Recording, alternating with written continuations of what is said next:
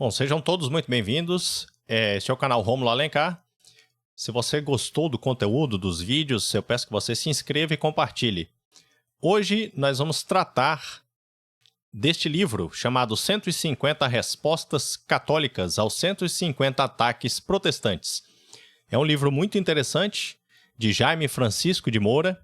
Jaime Francisco de Moura nasceu em 25 de setembro de 1960, é estudioso da Igreja Primitiva e pesquisador das igrejas protestantes no Brasil. Ele tem algumas obras como Destruindo a Sola Escritura, porque a Bíblia sozinha não é suficiente para a fé cristã, publicada pela Editora Imaculada, e também este livro que será tratado aqui hoje e creio eu que em algumas outras lives, porque é um livro não tão grande, mas além das respostas que ele dá, eu também vou fazer os meus comentários. E o livro ele é estruturado da seguinte maneira. O autor, o Jaime, ele pegou uma carta que foi escrita por um pastor de uma dessas diversas denominações existentes, e ele pegou essa carta e foi destrinchando cada um dos pontos. E cada uma das mentiras ou imprecisões levantadas pelo autor da carta, ele foi respondendo. Por isso o nome é 150 Respostas Católicas, porque cada um dos pontos foi por ele levantado. Então vamos começar aqui. Ele diz primeiro, tenho a impressão de que mais que evangelizar, precisamos catolicizar. E nesse ponto ele está certíssimo. A Igreja Católica ela tem muitos inimigos. Sejam eles conscientes de que são inimigos da Igreja Católica, sejam eles inconscientes. E esses grupos de inimigos, eles trabalham juntos, embora muitas vezes não saibam que estão trabalhando juntos. As mentiras levantadas contra a Igreja Católica, que são aí mentiras seculares, elas são repetidas por esses grupos que se retroalimentam. Então, por exemplo, alguns desses grupos, protestantes, comunistas, iluministas / cientificistas, professores universitários, mídia, professores de ensino fundamental e médio, em especial professores de história, sociologia e filosofia.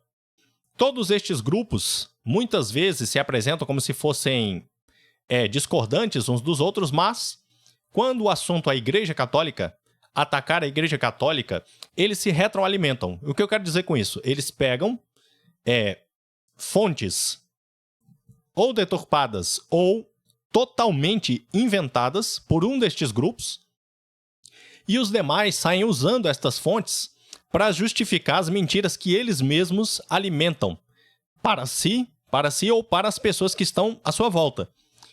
Então, por exemplo, você tem um pastor lá numa denominação que levanta a mentira de que Constantino fundou a Igreja Católica. Vamos tratar mais isso também, porque o Jaime ele fala sobre isso. Então ele levanta essa mentira, que é uma mentira que foi criada pelos iluministas. Há um vídeo, se eu não me engano, do professor Lucas Lancaster, no canal dele, e também um vídeo do professor Eduardo Faria, falando sobre este assunto. Como é que este mito de Constantino foi criado pelos iluministas e hoje ele é repetido por todos os inimigos da igreja como se verdade fosse. E é um mito muito conveniente, porque quando você falsamente diz que a Igreja Católica foi fundada por Constantino, automaticamente você tira o vínculo que ela tem com Jesus Cristo.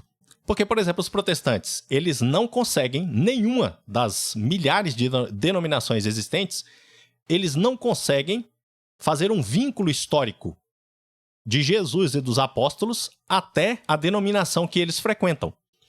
Nós temos aí milhares de denominações pentecostais, por exemplo, que foram fundadas aí em fundo de quintal, tem, sei lá, algumas aí com 30, 40 anos, as mais antigas, né? Apesar do pentecostalismo no Brasil ser um pouco mais antigo, só que eles não têm raízes que vinculam uma a outra, uma denominação a outra.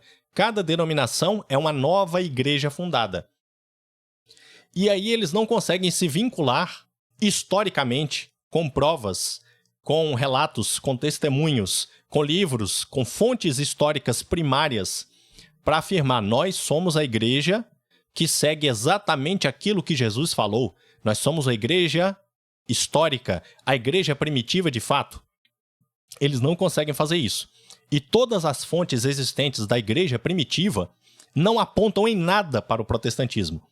Então é muito conveniente usar a história inventada pelos iluministas, a história de Constantino, como um espantalho.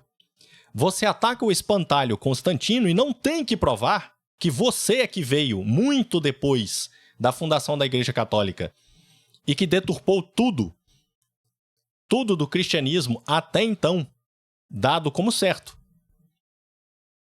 É uma maneira de se livrar da responsabilidade. E é por isso que estes grupos vão se retroalimentando. Os grupos, por exemplo, da escola, que repetem essa baboseira também, muitos deles sequer sabem de onde é que isso veio. Está escrito no livro didático, pronto. Tá certo. Aquilo ali já é fonte super conhecida, é cientificamente provado, o que é um absurdo. Então, o que ele quer dizer aqui? Que nós precisamos catolicizar as pessoas. Não basta evangelizar. Por quê? Levando aí para o lado dos protestantes agora. A evangelização dos protestantes, ela é basicamente fundamentada em atacar a Igreja Católica e em tirar católicos da Igreja. E aí eles usam todos os artifícios possíveis. Eles usam mentiras, sabendo ou não que estão usando mentiras, isso é irrelevante. Como diz Chesterton, todo porrete serve para atacar a Igreja Católica. Então tanto faz, não interessa. Se a fonte veio dos comunistas, não interessa, é contra a Igreja Católica.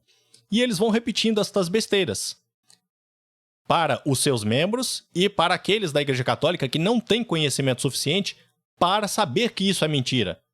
Fora as diversas pessoas que estão dentro da igreja, às vezes tiveram alguma desilusão na igreja, tiveram algum contratempo, e aí elas passam a associar aquele contratempo com a própria Igreja Católica. Ou viram um padre fazendo alguma coisa errada, etc, etc, etc. Elas passam a vincular aquilo à Igreja Católica, à instituição Igreja Católica, e automaticamente passam a pensar, não, é impossível que Jesus tenha fundado isso aqui.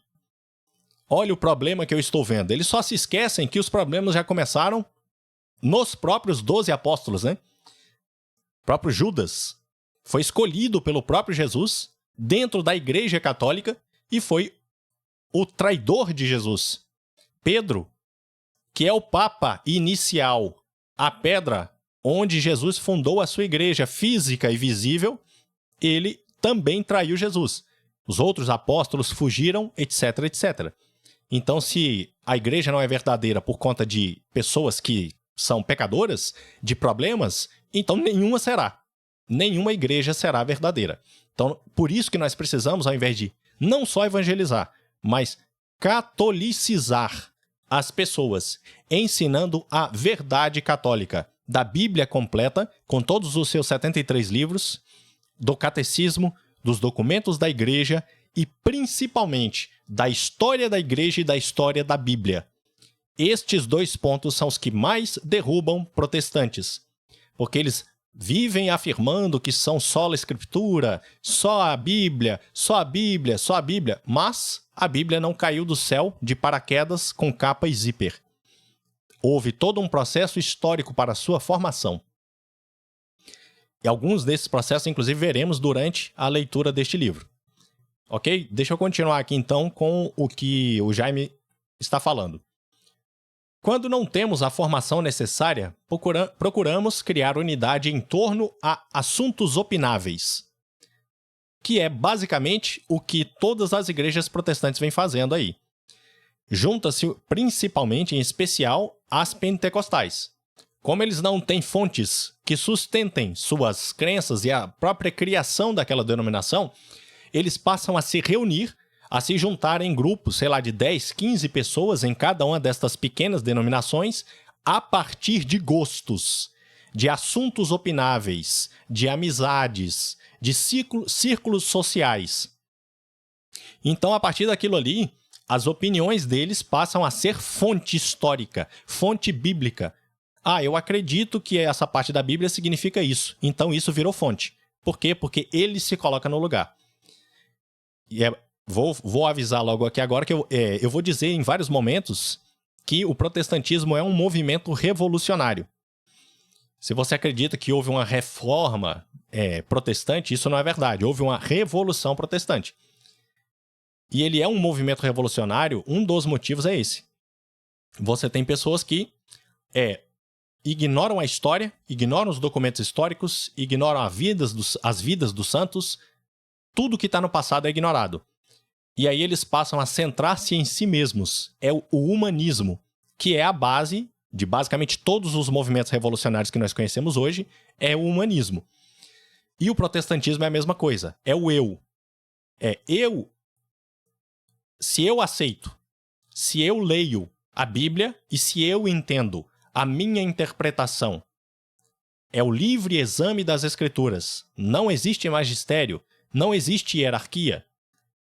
Cada ser humano protestante que tiver uma Bíblia na mão será inspirado pelo Espírito Santo e saberá toda a verdade, que já é uma outra deturpação de um texto bíblico. Mas essa é a história, entende? Eles se juntam em torno de assuntos opináveis, como se aquilo fosse uma coisa exata. O autor continua: certamente esse tipo de unidade está fadada a não funcionar, pois em questões opináveis cada um tem a sua. Perfeito. Cada pessoa tem a sua opinião. A igreja não pode ser fundada em cima de opiniões. Jesus, quando ele veio, encarnou, preparou 12 apóstolos, para além dos discípulos, fundou a igreja sob Pedro, deixou regras muito bem fundamentadas. E depois os apóstolos passaram para os bispos, discípulos seus. Não pode ser opinião, não pode ser subjetivo. Deus conhece a nossa natureza e ele jamais deixaria pontos tão importantes para a salvação das pessoas como detalhes opináveis. Isso é um absurdo. Não tem como ser assim. Voltando aqui para o texto. Não é possível forjar unidade a partir de coisas opináveis, a não ser que as poucas pessoas tenham a mesma opinião sobre a mesma coisa. E aqui, quando ele fala dessa unidade aqui, em torno de coisas opináveis, e que as poucas pessoas tenham a mesma opinião, automaticamente isso já exclui uma igreja universal. Os protestantes adoram dizer que o termo católico que está na Bíblia se trata única e exclusivamente do termo universal, para significar basicamente qualquer coisa. Qualquer opinião, qualquer ideia, qualquer seita fundada se torna igreja verdadeira porque a igreja é universal. Tá, muito bem. Só que, automaticamente, nós temos um problema aqui. Existem mandamentos de Jesus na Bíblia que só têm como ser cumpridos a partir de uma igreja física e visível. Uma igreja em que os cristãos consigam identificar onde ela está, quem é o chefe, quem é o representante máximo. E isso só existe na Igreja Católica. Por maior que seja a denominação protestante, nenhuma delas tem um líder que possa representar aquela denominação diante dos outros. Eles nem acreditam nisso. Além disso, a maioria das denominações protestantes é formada por grupos minúsculos de pessoas, mas que acreditam que aquela denominação dele é a verdadeira. É a que o Espírito Santo inspirou para que eles fundassem, para tirar o cristianismo das trevas. Eles acreditam de fato que são os cristãos dos últimos tempos, representantes da pureza e da virtude cristã. Só que aí, quando Jesus fala, por exemplo, naquele trecho, se você tiver um problema com seu irmão, fale com ele. Se ele te ouvir, você o ganhou. Se ele não ouvir, chama outro irmão e exponha o problema. Se ele ouvir o irmão, você o ganhou. Se não ouvir, leve-o até a igreja. Qual igreja? Qual das milhares de denominações protestantes é para você levar esse irmão? Aquela história da igreja invisível já é jogada no lixo aí, né? A igreja exclusivamente invisível. ela já é jogada no lixo aí. Porque como é que você vai levar o seu irmão para uma igreja invisível? Não tem como.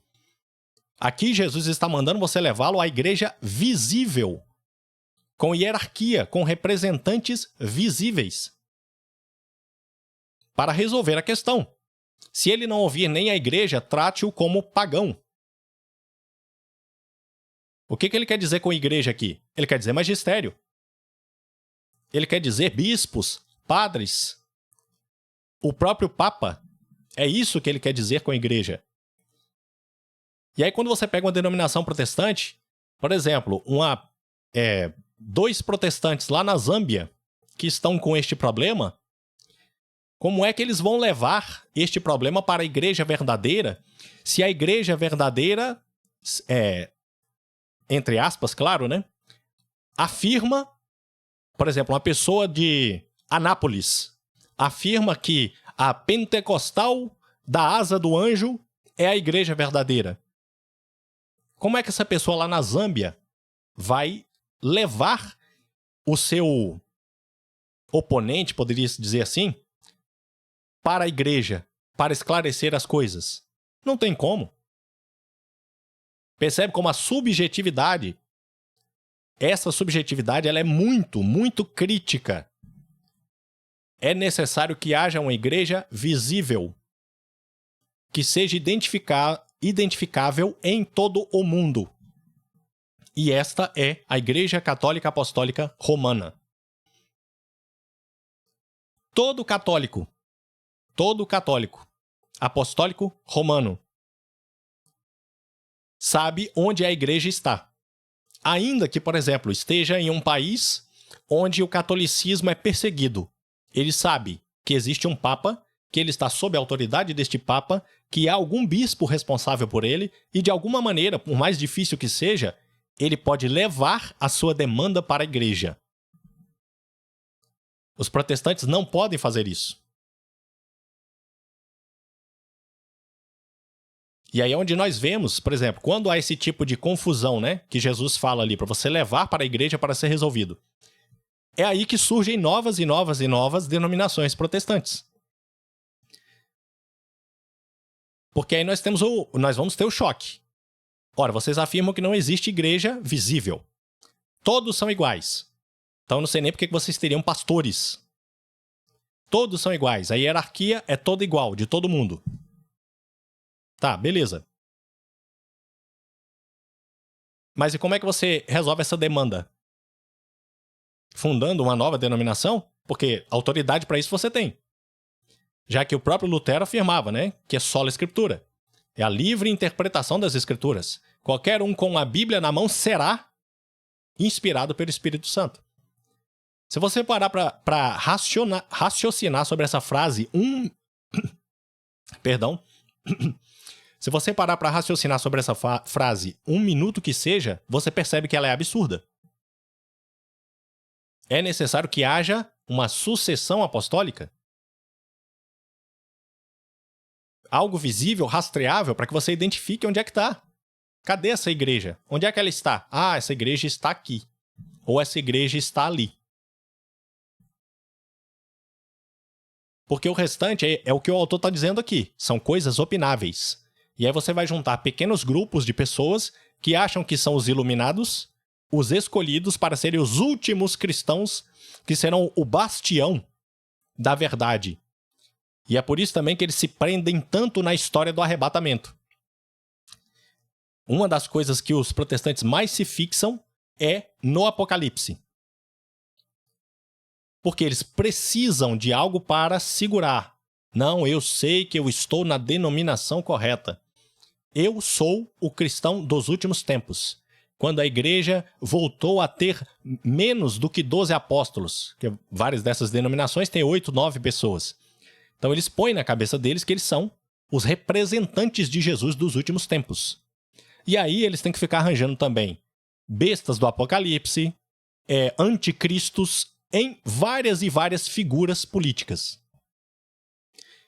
Desde o início do século, pelo menos do século passado, né? Várias e várias pessoas já foram descritas como a besta do Apocalipse. Stalin, Hitler, vários papas, né? Porque eles adoram chamar o Papa de besta do Apocalipse. Nenhuma delas se confirmou como tal. Jesus ainda não voltou, mas eles continuam repetindo e acreditando. Para negar a Igreja Católica, eles continuam repetindo que eles são os cristãos dos últimos tempos, os iluminados, que é a mesma coisa que os iluministas fazem, que os cientificistas fazem. Nós é que sabemos, a Igreja Católica é retrógrada. Ela é contra o progresso, contra o avanço da sociedade. Percebe? São paralelos entre estes dois movimentos revolucionários, iluminismo e protestantismo. Um é gerador do outro, embora eles acreditem que são plenamente inimigos. E em muitas coisas, de fato, discordam e sequer conseguem encontrar a origem de onde é que isso surgiu. Mas, na prática, no inimigo comum é que nós percebemos que ambos são movimentos revolucionários. Vamos continuar aqui com uma parte da introdução à edição aqui, né? É bom deixar claro que o protestantismo do século XXI visa desarraigar os católicos das suas origens religiosas. Essa frase é muito importante. 99,9%, claro que essa estatística fui eu que inventei agora, mas isso é para dizer que a maioria dos protestantes tem como objetivo retirar pessoas da Igreja Católica. Essa é a meta deles. Não é à toa que tem um autor que fala que se a Igreja Católica acabasse hoje, o protestantismo acabaria no outro dia, né? Porque eles vivem para isso. Tirar pessoas da Igreja Católica. Eles são felicíssimos quando conseguem desviar uma pessoa da Igreja Católica. Não que eles não queiram buscar pessoas de outros lugares, pessoas pagãos, pessoas de outras seitas, outras ditas religiões, eles também gostam. Só que a meta da maioria deles é o catolicismo. Por quê? Porque é o grande inimigo a ser combatido. Então essa é a meta, desarraigar os católicos das suas origens religiosas. Continuando. Suas táticas e investidas promovem campanhas de difamação do catolicismo, campanhas de teor superficial, com base em mentiras e calúnias. Estas duas palavras, teor superficial, são muito importantes, porque elas caracterizam o movimento revolucionário, que é o protestantismo. Quando você pega qualquer movimento revolucionário, por exemplo, os movimentos comunistas, que teoricamente, né, combatem o capitalismo.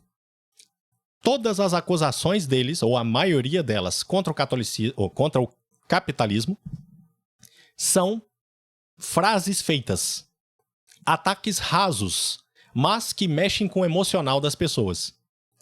E que, assim, cada frase dessa, uma frase dita em 2 segundos, muitas vezes vai demorar 30 minutos de conversa para que você mostre para a pessoa a verdade.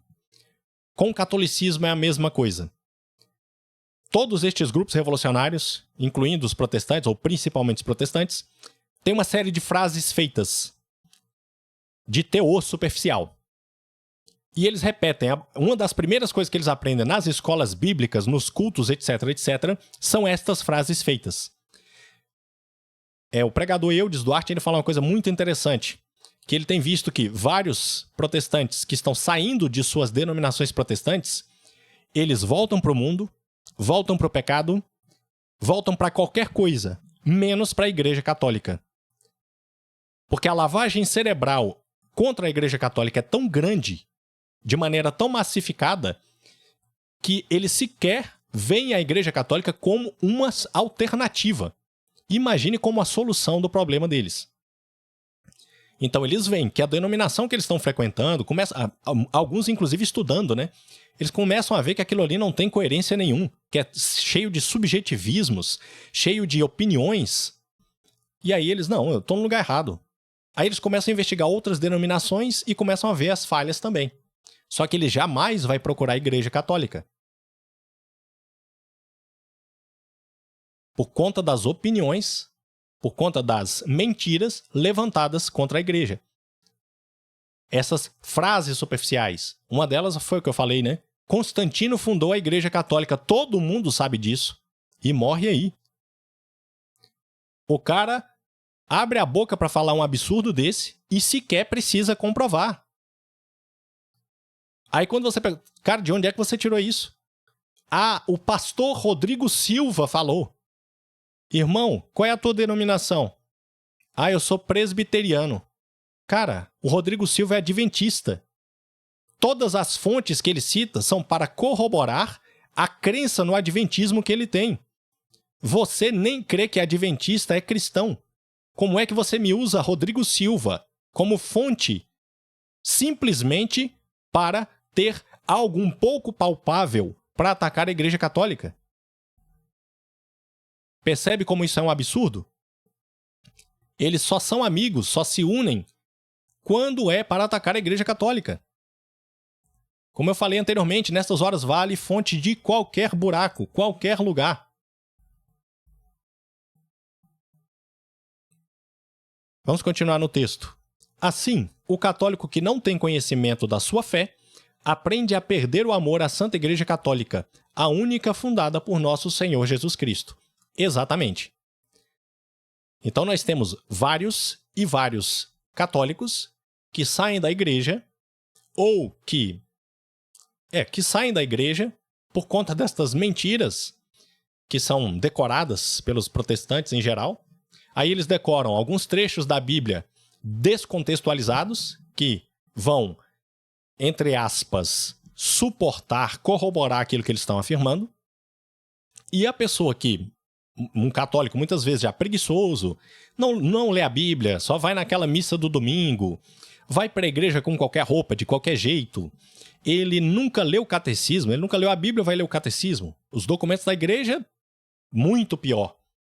Então, e aí você pega católicos que tiveram desilusões dentro da igreja, por quaisquer motivos que sejam, aquilo ali é o ponto de partida para eles começarem a frequentar seitas e no outro dia estar com a boca cheia, afirmando: eu agora sou um cristão verdadeiro, agora eu conheço a Igreja Católica de verdade.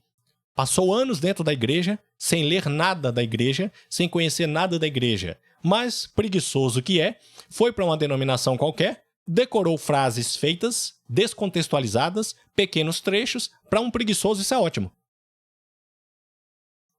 Você vê, pequenos trechos desse livro, eu já estou demorando aqui quase 30 minutos para explicar e esclarecer. Para uma pessoa que não tem boa vontade, que não quer buscar a verdade de fato, é muito melhor ela decorar frases descontextualizadas. Ela se autoafirmar: eu sou a igreja. O Espírito Santo vai me inspirar. Sozinho eu leio a Bíblia, eu só preciso da Bíblia. Tudo isso para que ele justifique a sua debandada da Igreja Católica.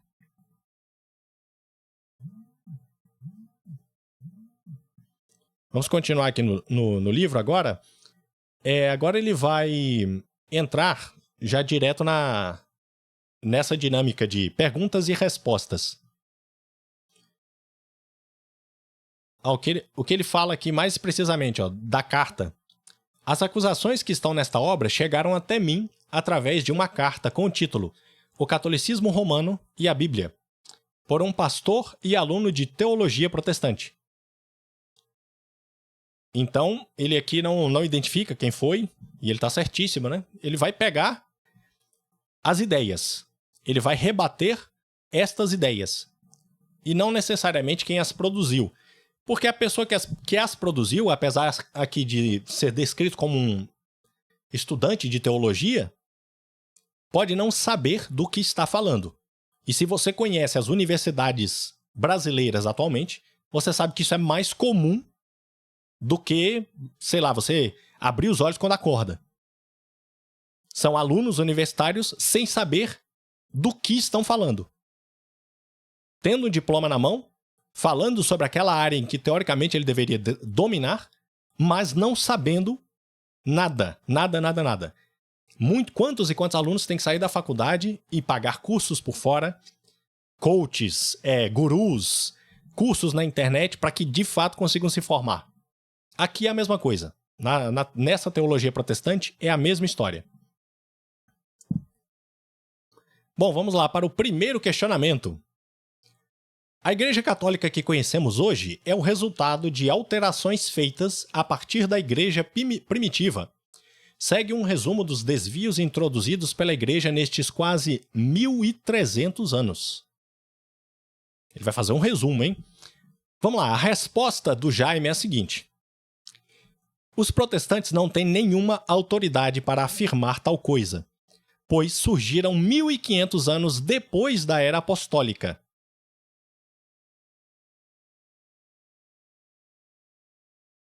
Por que ele fala isso aqui? Igreja primitiva. O que os protestantes podem falar de igreja primitiva? Nada. A Ana Paula Valadão, mesmo recentemente, aí num dos vídeos de culto ou culto show que ela está participando, ela pega o primeiro livro da Patrística e começa a ler ali a introdução e comete a gafe de afirmar que, a época em que o livro foi escrito, não existia igreja protestante. Só existia igreja católica. Ora, mas espera aí. Esta é a igreja primitiva que esse cidadão aqui está falando. Só existia a igreja católica. E é a igreja primitiva. Então eles não podem afirmar de maneira alguma que a igreja católica deturpou qualquer coisa e que uma destas mais de 40 mil denominações só no Brasil são representantes da igreja primitiva. Não há qualquer vínculo que eles possam comprovar. É impossível, a não ser suas opiniões e os seus sentimentos. A pessoa sente, eu senti que o Espírito Santo me disse que essa é a denominação verdadeira. Amigão, para de blasfemar contra o Espírito Santo. Você foi enganado. Continuando no texto. Só o que Cristo transmitiu aos apóstolos e o que se herdou desses numa sucessão ininterrupta que está na Igreja Católica tem foros de verdade plena e verdade revelada. Exatamente. Qual é a única igreja que se consegue rastrear até o tempo dos apóstolos? Igreja Católica Apostólica Romana. Não concorda? Senta e chora. São os fatos. Os dados. As fontes históricas cientificamente comprovadas, se você é dos que gostam muito da ciência, precisam da ciência para tudo, não que a gente não deva usar a ciência, mas se você acha que precisa de fundamentação científica, e eu concordo, precisa mesmo, essa fundamentação você vai achar nos documentos da Igreja Católica. Este primeiro livro que a Ana Paula Valadão usou é dos discípulos dos apóstolos. Primeiro e segundo séculos. Mais primitivo do que isso não tem como. Mais primitivo do que isso só os próprios apóstolos e só o próprio Cristo. E esta é a verdade plena, revelada. E aí se você me diz, não, mas a igreja se corrompeu. Ela era católica no início, mas se corrompeu. Aí você está chamando Jesus Cristo de mentiroso. As portas do inferno não prevalecerão contra a minha igreja. Espera aí. Mas então, 300 anos depois, as portas do inferno prevaleceram? Jesus estava de piada? Eu acho que não, né? Eu acho que é você que está enganado, mas não quer dar o braço a torcer. Não quer ter o trabalho de investigar. Não quer passar a vergonha, muitas vezes, né? Perante seus irmãos ali de denominação, aquele cara que cuida da sua filha quando você precisa e tal. Você não quer ter a vergonha de dizer, olha, eu estava errado, a Igreja Católica é que sempre foi a verdadeira. Independentemente de erros de membros da Igreja. Esta é a Igreja Católica que Jesus prometeu que estaria com ela até o fim dos tempos. Continuando no texto. Para uma melhor compreensão, é só estudar os padres apostólicos dos séculos I e II, que estiveram em contato com os apóstolos, e os apologetas dos séculos II e III, que defendiam a fé cristã contra os pagãos e contra as primeiras heresias. Assim, é fácil entender que não houve alterações na doutrina de Cristo. Exatamente. Tenha a boa vontade, meu amigo, Procure os textos dos padres apostólicos do primeiro e segundo séculos. Eles estão disponíveis na internet. Se você não quiser gastar dinheiro, lá na editora Paulus, com aquela edição bonitinha, capa dura e tal, todos estes textos dos padres apostólicos dos primeiros séculos estão na internet. E você vai ver tudo lá, sucessão apostólica, bispos e padres já sendo nomeados naquela época como bispos e padres, a Eucaristia como corpo real de Cristo. Pessoas morrendo para defender isso. Os primeiros cristãos que davam a vida, os primeiros católicos que davam a vida para guardar os pergaminhos das Sagradas Escrituras. O sinal da cruz, as imagens, a oração pelos mortos, o purgatório, tudo isso já era crido e defendido e guardado pelos católicos do primeiro século.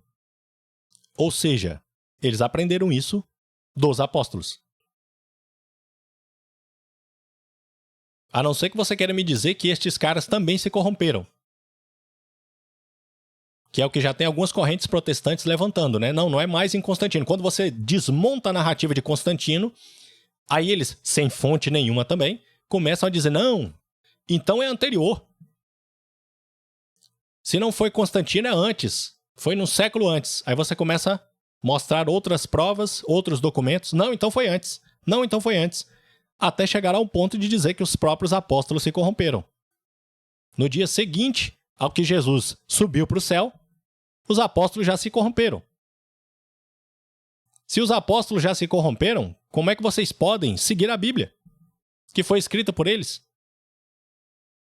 Percebe o absurdo? É um absurdo lógico. Você não precisa nem levantar as fontes ainda, né? Claro, para aprofundar precisa, mas percebe? É uma questão de lógica básica. Se os apóstolos se corromperam, você não tem nada onde se fundamentar. Você não pode sequer acreditar na Bíblia. Mas os protestantes são sola escritura. E aí? A tua única fonte de fé e de informações supostamente segura não é mais segura.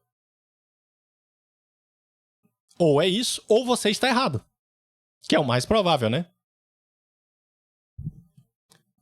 Vamos para o segundo questionamento. Segundo Aurélio, o dicionário Aurélio, o catolicismo romano é a religião que reconhece o Papa como autoridade máxima, que se expande por meio dos sacramentos, que venera a Virgem Maria e os santos, que aceita os dogmas como verdades incontestáveis e fundamentais e que tem como ato litúrgico mais importante a missa. Olha, a resposta aqui do Jaime, em primeiro lugar. O dicionário Aurélio mostra o básico de uma forma muito secular. E com poucas palavras desse dicionário não se pode definir a Igreja Católica. Assim como você não pode definir basicamente nada, né?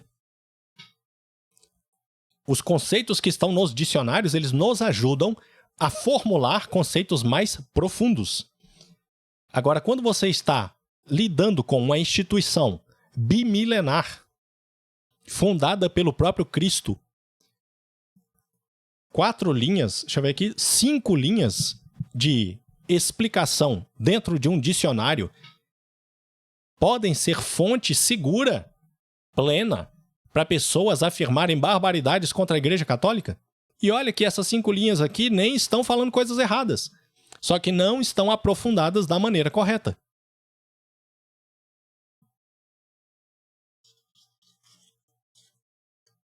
Vamos seguir para o próximo questionamento. Durante os primeiros séculos cristãos, ocorreram muitas perseguições. Isso cooperou para que a Igreja se mantivesse fiel às Escrituras. Antes de dar a resposta do Jaime, eu quero falar que isso aqui é um absurdo. Primeiro porque a primeira frase, a segunda frase, não é justificada na primeira. Elas não têm conexão nenhuma. De onde é que ele tirou isso? Ó, durante os primeiros séculos ocorreram muitas perseguições. Beleza, isso é um fato histórico que a Igreja Católica viveu.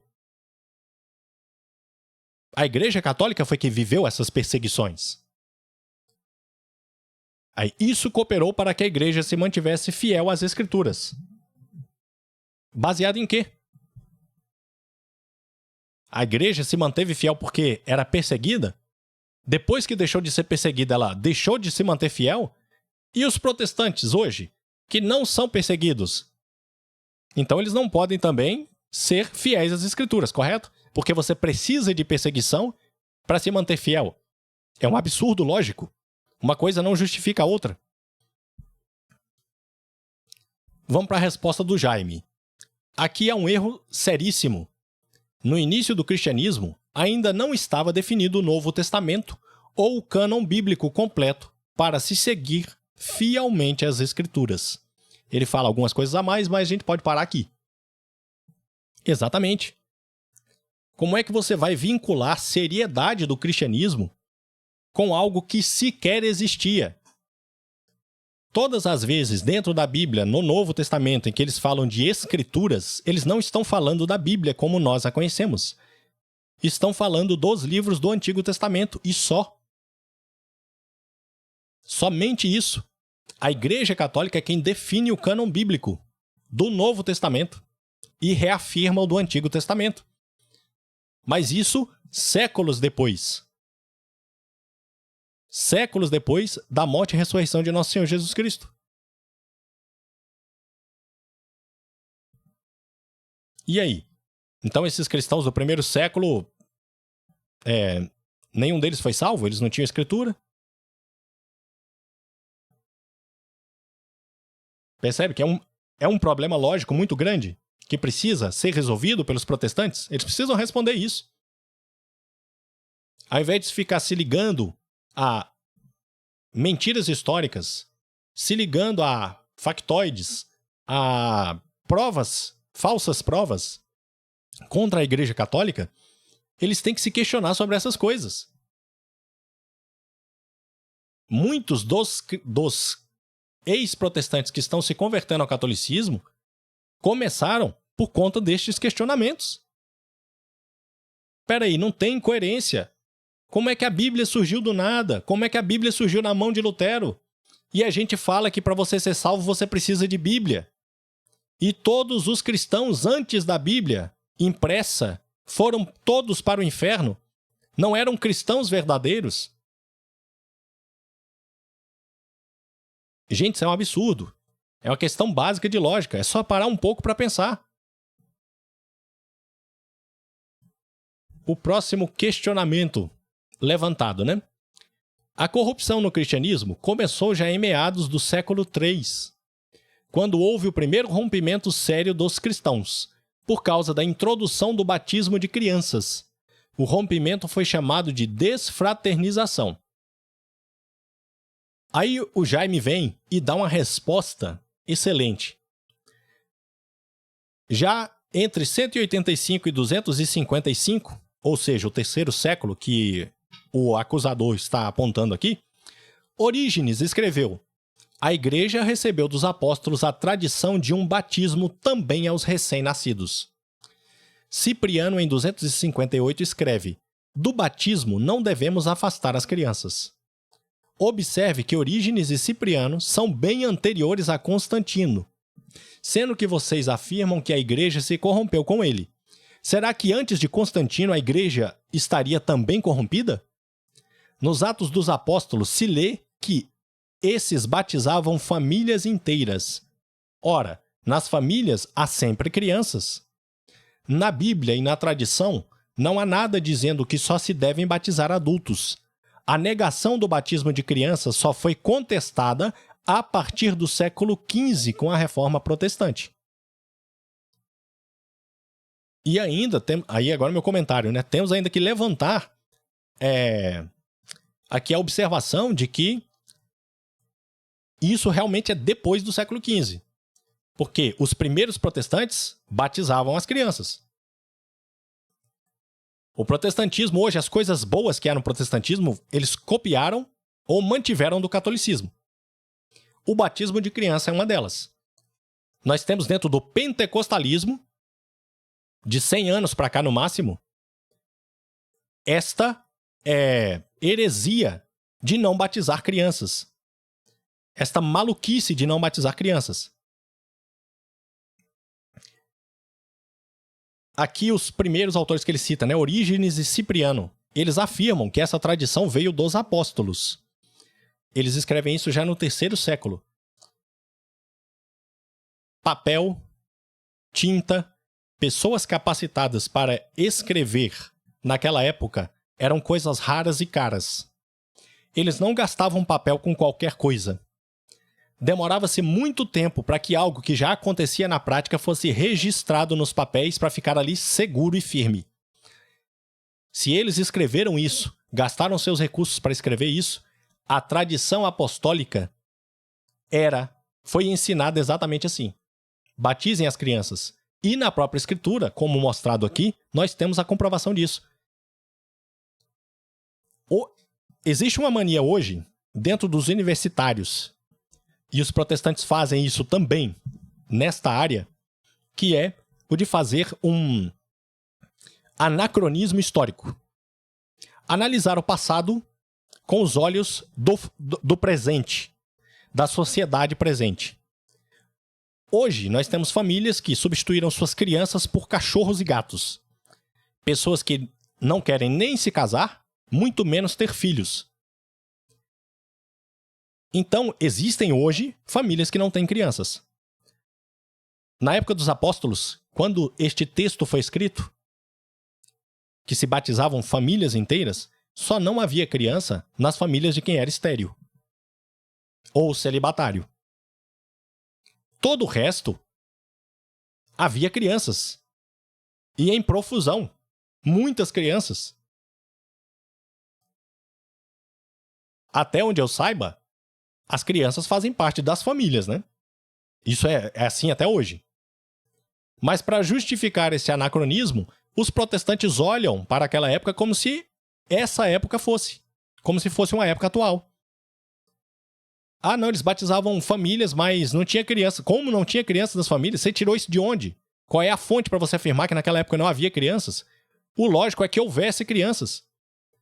Não havia anticoncepcional, não havia cultura do aborto. Nada disso. Então, quando os apóstolos chegavam para batizar as famílias, eles batizavam o chefe da família e a família inteira. Para além disso, a própria Escritura afirma que o batismo substituiu a circuncisão da antiga aliança. Quando era feita a circuncisão? Com 8 dias de nascimento. Somente 8 dias. O que os protestantes afirmam hoje? Não, para batizar você precisa crer. Você precisa ter fé. Onde está isso na Bíblia? Na Bíblia diz que para você ser salvo, você precisa crer e ser batizado. Essa frase em nenhum momento diz que para ser batizado você precisa crer. O batismo de crianças é uma iniciativa dos pais. Os pais devem batizar as crianças, assim como os pais na antiga aliança circuncidavam as crianças. Independentemente de autorização de criança, de fé de criança. Aquilo ali é um demonstrativo de que aquelas crianças pertencem a uma família judaica. E o batismo, aquelas crianças pertencem a uma família cristã. Então esse absurdo foi inventado pelos protestantes e volto a frisar. Nem todos. Os pentecostais e neopentecostais criaram esta regra. Mais uma vez, a partir das opiniões deles.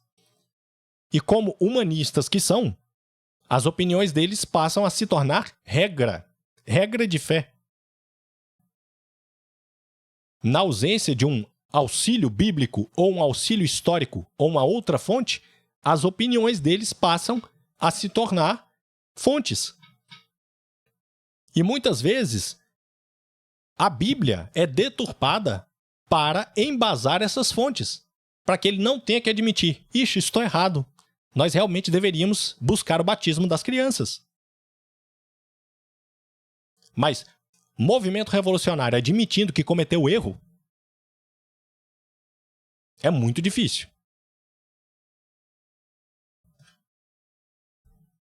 Vamos para o próximo questionamento. No século IV, Constantino ascendeu ao posto de imperador. Esse apoiou o cristianismo e o fez religião oficial do Império Romano. Bom, vamos... aqui é o fim do questionamento. Antes de entrar no que o Jaime respondeu, eu volto a perguntar aquilo que eu já tinha... falar sobre aquilo que eu já tinha falado anteriormente. Qual é a fonte disso? Rodrigo Silva? Você é da denominação do Rodrigo Silva, que acredita que Jesus Cristo é um anjo? E que usa os seus pseudo-conhecimentos para justificar ou para tentar justificar que Jesus é um anjo e não o próprio Deus? Mesmo com Tomé dizendo meu Senhor e meu Deus? Mesmo com Santa Isabel dizendo a mãe do meu Senhor?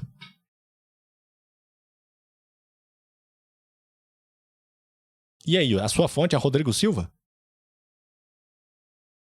Veja a live que o professor Lucas Lancaster fez respondendo às barbaridades do Rodrigo Silva. É assim, uma coisa vexatória para o Rodrigo Silva. É vexatório. Mas várias denominações protestantes o utilizam como fonte para afirmar essa baboseira, essa besteira que está escrito aqui. Agora vamos para a resposta do Jaime.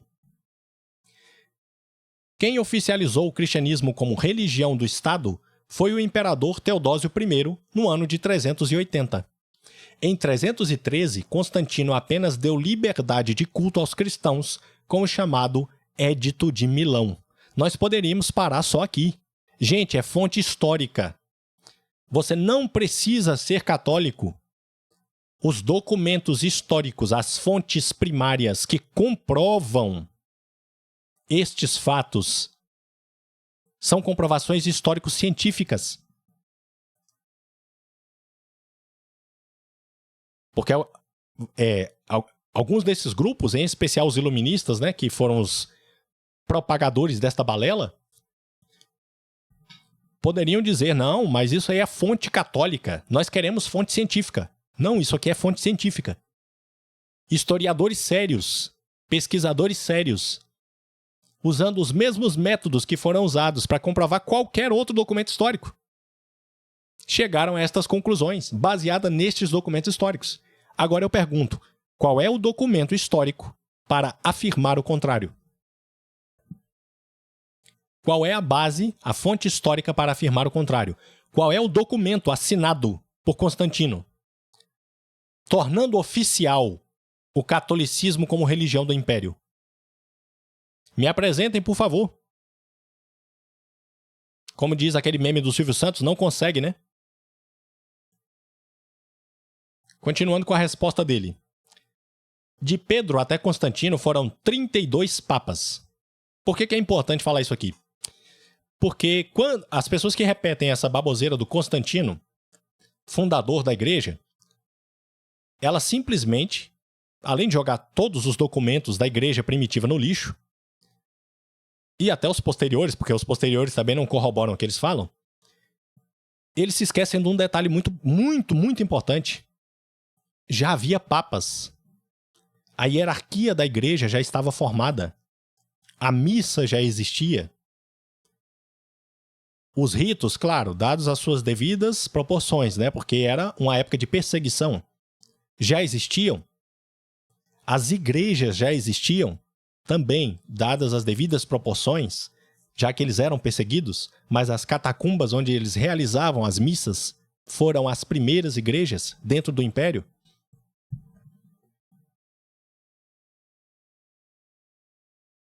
E já existiram 32 papas até Constantino. E hoje, 267, se não me engano. Sucessão ininterrupta, com documentos que comprovam a sucessão ininterrupta. Algum protestante consegue comprovar a sucessão ininterrupta até a sua denominação? Nem os luteranos. Voltando à resposta dele. Então, se Constantino fundou alguma igreja, de qual igreja foram os 32 papas antes dele? É importantíssimo responder a esta pergunta. Você é protestante, que adora afirmar que Constantino fundou a igreja. Esses 32 papas eram de onde? De qual denominação protestante? Vocês afirmam que não tem papa? De qual denominação protestante eram estes papas? Responda, por favor. Outra pergunta dele. Se Constantino fundou alguma igreja, onde estão as provas? Onde está um só documento histórico comprovando? Onde está o edito do imperador Constantino? Foi a pergunta que eu fiz agora há pouco também. Protestantes, estudem a história. Não tenham medo da verdade que liberta. Exatamente. Para encerrar aqui essa primeira parte desse vídeo, eu repito a mesma coisa que ele. Estudem história, pelo amor de Deus. Estudem a história da igreja. O Silas Malafaia uma vez falou, né, em um desses vídeos dele, que o que estava faltando para as pessoas era o acesso à Bíblia. Não. Hoje você tem Bíblia em aplicativo no celular. Hoje você vai em livraria dessas comuns, estilo leitura, e você acha diversas edições de Bíblia ali. O que falta para as pessoas, de fato, hoje, é conhecer a história da Bíblia, a história da igreja. Como é que a igreja construiu a nossa civilização, em especial do Ocidente. É necessário que as pessoas parem de repetir jargões convenientes para que elas permaneçam na mentira, para que elas não tenham que mudar, não tenham que admitir que estão erradas, não tenham que chegar na frente lá dos seus irmãozinhos de contato social e falar, olha, eu estava errado. A história nos aponta para a verdade que os católicos sempre falaram. A igreja primitiva, verdadeira e que permanece até hoje é a igreja católica. Aí, vez ou outra, aparece um protestante dizendo, não, mas vocês usam coisas, inclusive algumas delas vão aparecer nesse livro aqui nos próximos vídeos. Não, vocês usam coisas que na época dos primeiros cristãos, olhando os documentos, a gente não via. Claro, porque eles eram perseguidos.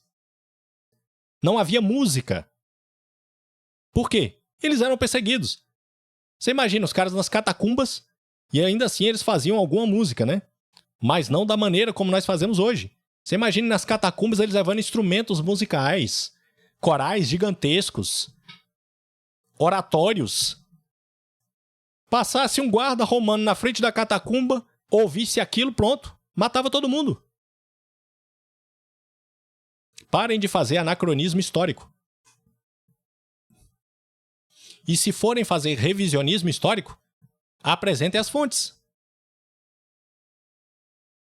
A Igreja Católica é a mesma de sempre. É a mesma igreja de sempre. Só precisam de boa vontade para buscar a verdade. Eu tenho tentado contribuir com alguns dos vídeos que eu tenho feito aqui. Vou tentar fazer também com mais frequência. Este livro para mim é importantíssimo, então eu vou tratá-lo do início ao fim. Todos estes pontos, tanto católicos quanto protestantes honestos, intelectualmente honestos, vão se beneficiar disso aqui. Porque, no mínimo, você tem que questionar as baboseiras que um cara que pegou uma Bíblia que ele comprou ali, ou que ele encontrou numa parada de ônibus, alugou uma garagem qualquer, meteu umas cadeiras lá dentro e começa a falar besteira, e você, ou por uma carência, ou por uma necessidade de aplauso, uma necessidade de se afirmar, acredita em tudo que o cara fala, ou por uma decepção que teve com algum membro da Igreja Católica, já sai abraçando todas as barbaridades que eles falam. Se você realmente busca a verdade, busque-a integralmente, porque senão você vai estar simplesmente copiando qualquer outro revolucionário. O que os movimentos hoje transhumanistas fazem? A mesma coisa. A biologia, para eles, virou piada. Você chega, não, mas peraí, a comprovação científica tá aqui, ó. Da biologia está aqui. Eu não quero ver. Não me interessa. Eu não preciso. Essa aí é a sua verdade. Perceba que o protestantismo, como qualquer outro movimento revolucionário, ele é subjetivista. É o famoso, essa é a sua verdade. Tem a sua verdade, a minha verdade. Não, isso é subjetivismo. Ou uma coisa é verdade ou ela não é. Ela pode ter aspectos da verdade, mas a verdade plena ela não é. E se você de fato quer aprender, quer buscar a igreja que Jesus fundou, independentemente dos problemas que ela apresenta, porque se há pessoas, há problemas, ou aí na sua denominação não tem problema nenhum. Eu duvido muito, né? Então faça esse favor a você mesmo. Seja honesto e busque a verdade. Você vai chegar à Igreja Católica Apostólica Romana. Um abraço. Peço que quem não se inscreveu no canal se inscreva e compartilhe o vídeo para que tanto os seus irmãos católicos quanto os protestantes possam buscar, pelo menos acender a chama de interesse pela verdade. Um abraço.